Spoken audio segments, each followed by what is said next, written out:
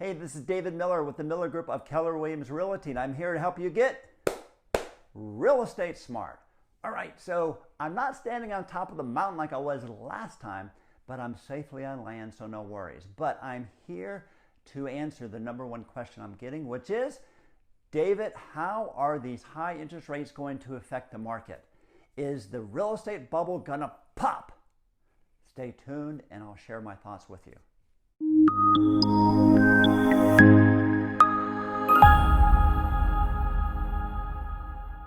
So if you've been watching the news, you're probably hearing that the average interest rate for a 30-year fixed loan has gone up quite a bit.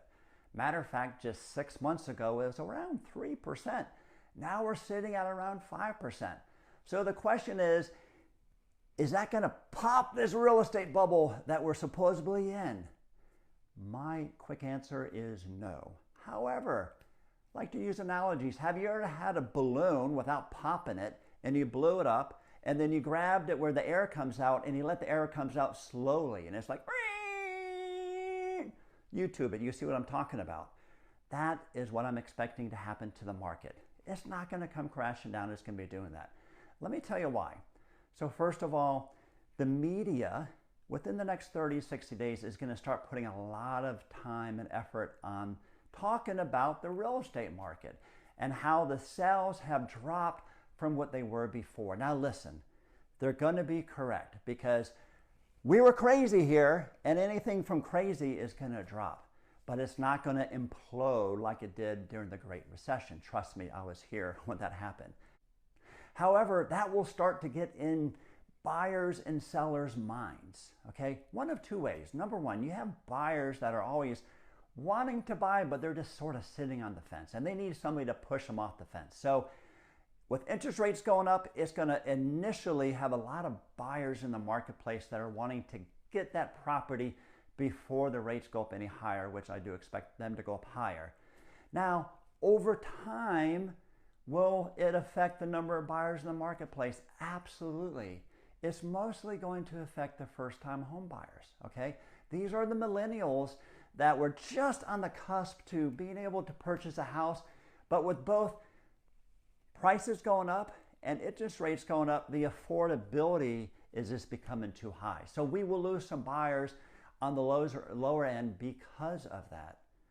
Now, number two, when the other group of people that are going to be listening are going to be the sellers, and sellers always want to, buy at the bottom and then sell at the top. So they're going to be like, man, we're at the top of the market. We need to list our house now. So there's going to be two folds of properties hitting the market.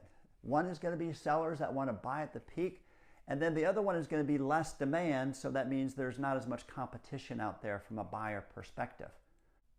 So should we be concerned about this? Should we be concerned about all these properties hitting the market? My answer is no, okay?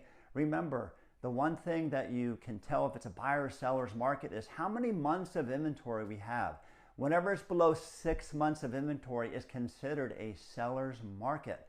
Since 2011, when the market finally turned from the Great Recession, inventory sat around 2 to 3 months of inventory, which is a very strong seller's market. Right now, we're sitting at 0.6 months of inventory. It's extremely low. It is a very unhealthy market.